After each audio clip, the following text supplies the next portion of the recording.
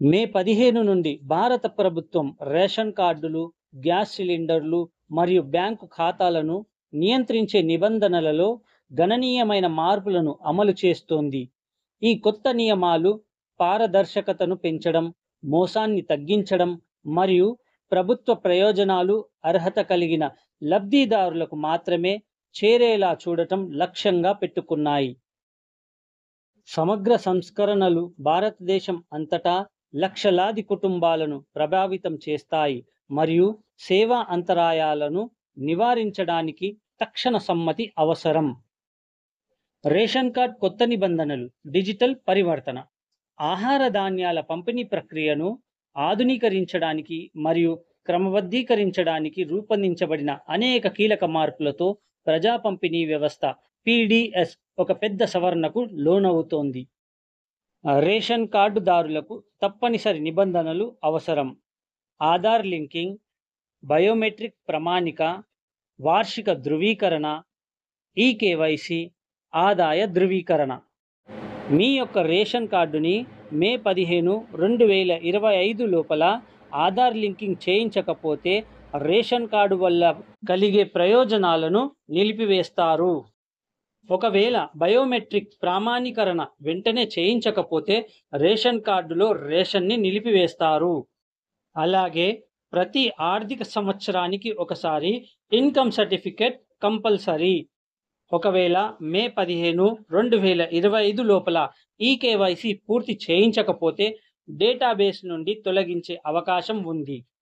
ఇంకా కొత్త దరఖాస్తులు మరియు పునరుద్ధరణల కోసం ఆదాయ ధృవీకరణ అంటే ఇన్కమ్ సర్టిఫికేట్ కంపల్సరీ, లేకపోతే దరఖాస్తు తిరస్కరించబడుతుంది. ఆదాయ అర్హత ప్రమాణాలు. ప్రభుత్వం రేషన్ కార్డు అర్హత కోసం ఆదాయ పరిమితులను స్థానం ఆధారంగా సవరించింది.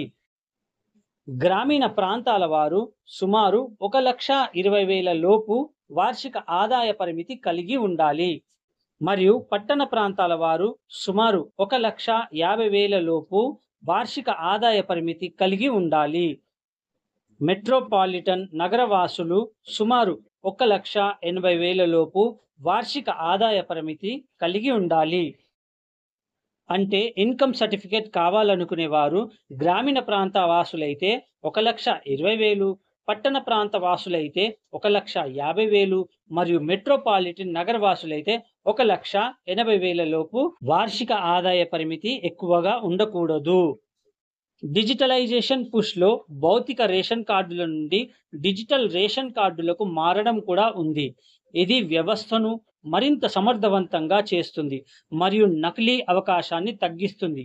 కొత్త రేషన్ కార్డుల కోసం అన్ని దరఖాస్తులను ఇప్పుడు నియమించబడిన రాష్ట్ర పోర్టల్ ద్వారా ఆన్లైన్లో పూర్తి చేయాలి.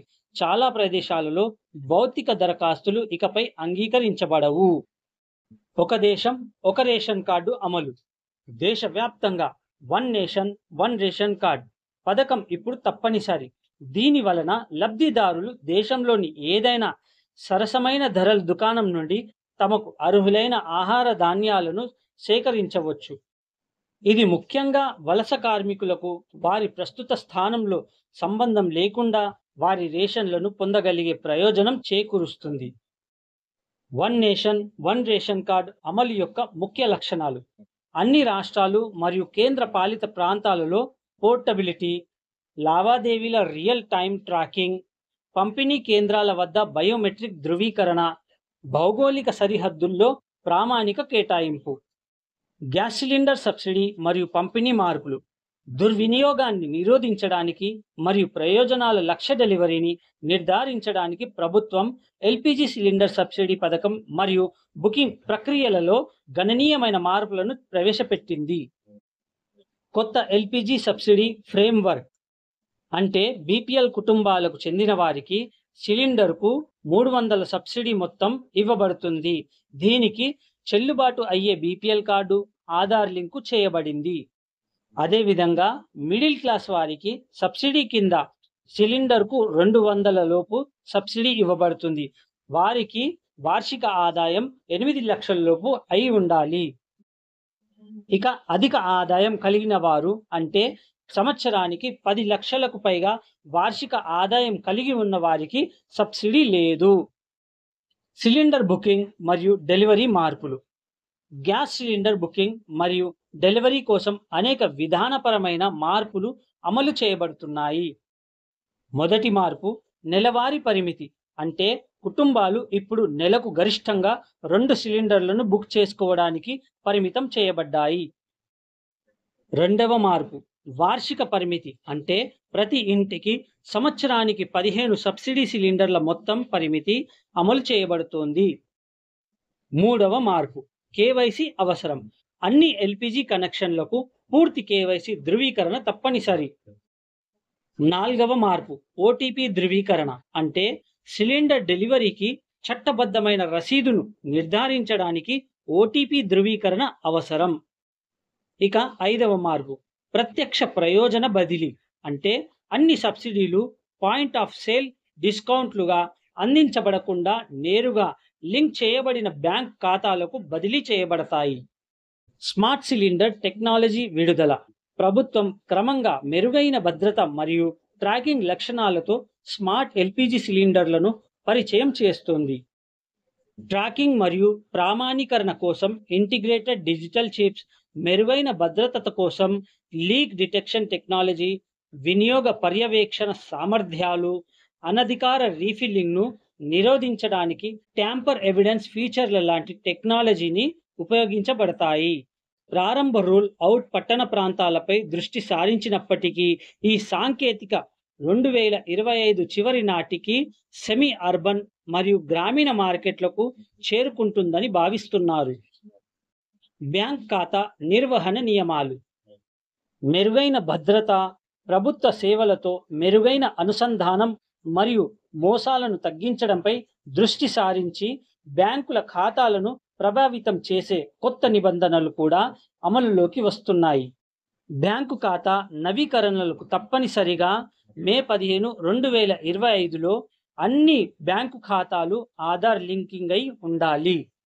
అన్ని ఖాతాదారులు మే 15, 2025 లోపు తమ మొబైల్ నంబర్లు అప్డేట్ చేయించుకోవాలి. 3 సంవత్సరాల కంటే పాత ఖాతాలు ఉన్నవారు జూన్ 30, 2025 లోపు చిరునామా ధృవీకరణ చేయించుకోవాలి. అన్ని ఖాతాదారులు మే 15, 2025 లోపు నామినీ రిజిస్ట్రేషన్ కంపల్సరీ చేయించుకోవాలి. అంటే బ్యాంకు ఖాతాదారు చనిపోయిన తర్వాత అతని యొక్క పూర్తి హక్కు ఎవరికి ఇవ్వాలి అనేది ఆ యొక్క నామినీ పేరుని రిజిస్ట్రేషన్ మే 15, 2025 లోపు చేయించుకోవాలి. మీడియం మరియు హై రిస్క్ కస్టమర్లు రిస్క్ కేటగిరీ ఆధారంగా కేవైసీ రీఫ్రెష్ కంపల్సరీ చేయించుకోవాలి. కొత్త కనీస బ్యాలెన్స్ అవసరాలు. అంటే మినిమం బ్యాలెన్స్ మెయింటైన్ చేయాలి. వివిధ రకాల బ్యాంకుల ఖాతాలకు కనీసం బ్యాలెన్స్ అవసరాలను రిజర్వ్ బ్యాంక్ ఆఫ్ ఇండియా సవరించింది. పొదుపు రెగ్యులర్ అంటే సేవింగ్స్ అకౌంట్. పట్టణ శాఖలు మినిమం 2000 మెయింటైన్ చేయాలి. సెమీ అర్బన్ శాఖలు మినిమం 1000 రూపాయలు మెయింటైన్ చేయాలి. గ్రామీణ శాఖలు మినిమం 500 మెయింటైన్ చేయాలి. జీరో అకౌంట్ ఉన్నవారికి ఎటువంటి మార్పు లేదు. కరెంట్ అకౌంట్ ఉన్న వాళ్ళు పట్టణ వాసులైతే మినిమం 10,000 మెయింటైన్ చేయాలి. అర్బన్ శాఖ వాసులైతే మినిమం 5,000 మెయింటైన్ చేయాలి.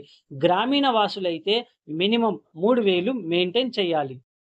కనీస బ్యాలెన్స్ను నిర్వహించడంలో విఫలమైతే సేవా ఛార్జీలు విధించబడవచ్చు. అయితే బ్యాంకులు లోటు మొత్తం ఆధారంగా గ్రాడ్యుయేట్ ఫీజు నిర్మాణాన్ని అమలు చేయాలని సూచించబడ్డాయి. డిజిటల్ లావాదేవీల ప్రోత్సాహం. డిజిటల్ లావాదేవీలను ప్రోత్సహించడానికి కొత్త ప్రోత్సాహకాలు మరియు అవసరాలలో ఇవి ఉన్నాయి. ఎన్ఈఎఫ్టి, ఆర్టీజీఎస్ లావాదేవీలపై తగ్గిన ఛార్జీలు, మొబైల్ బ్యాంకింగ్ కోసం తప్పనిసరి రిజిస్ట్రేషన్, ధృవీకరించబడిన వినియోగదారులకు యూపీఐ లావాదేవీ పరిమితి రూపాయలు 5 లక్షలకు పెరిగింది. పరివర్తన కోసం ప్రభుత్వ సహాయ కార్యక్రమాలు సజావుగా పరివర్తన చెందడానికి ప్రభుత్వం అనేక సహాయ కార్యక్రమాలను ప్రకటించింది. హెల్ప్ డెస్కులు అంటే బ్యాంకులు, గ్యాస్ ఏజెన్సీలు మరియు రేషన్ దుకాణాల వద్ద ప్రత్యేక కౌంటర్లు ఉంటాయి. రేషన్ కార్డులు, గ్యాస్ సిలిండర్లు మరియు బ్యాంక్ ఖాతాల కోసం కొత్త నియమాలు భారతదేశ ప్రజాసేవ పంపిణీ వ్యవస్థల యొక్క గణనీయమైన ఆధునీకరణను సూచిస్తాయి. ఈ మార్పులు ప్రారంభంలో కొన్ని సర్దుబాటు సవాళ్లను సృష్టించవచ్చు, అయితే అవి ముఖ్యమైన ప్రభుత్వ ప్రయోజనాలను పంపిణీ చేయడానికి మరింత సమర్థవంతమైన, పారదర్శకమైన మరియు మోసపూరిత నిరోధక చట్టాన్ని రూపొందించడానికి రూపొందించబడ్డాయి. అవసరాలను అర్థం చేసుకోవడం మరియు కొత్త నిబంధనలను పాటించడానికి ముందస్తు చర్యలు తీసుకోవడం ద్వారా పౌరులు ఈ కీలకమైన సేవలను అంతరాయం లేకుండా పొందేలా చూసుకోవచ్చు. ఈ వ్యవస్థల డిజిటల్ పరివర్తన స్వల్పకాలిక అనుసరణ అడ్డంకులు ఉన్నప్పటికీ దీర్ఘకాలిక ప్రయోజనాలను వాగ్దానం చేస్తూ మరింత అనుసంధానించబడిన మరియు సమర్థవంతమైన పాలనా నమూనా వైపు భారతదేశం యొక్క విస్తృత పురోగతి అనుగుణంగా ఉంటుంది. సో ఫ్రెండ్స్, రేషన్ కార్డుల మీద, గ్యాస్ సిలిండర్ల మీద, బ్యాంక్ ఖాతాల మీద భారత ప్రభుత్వం తీసుకొచ్చిన మార్పులను మీరు ఏ విధంగా సమర్థిస్తున్నారో కామెంట్ చేసి తెలపాలని కోరుతున్నాము. అదేవిధంగా మా ఛానల్ను సబ్స్క్రైబ్ చేసి సపోర్ట్ చేయండి.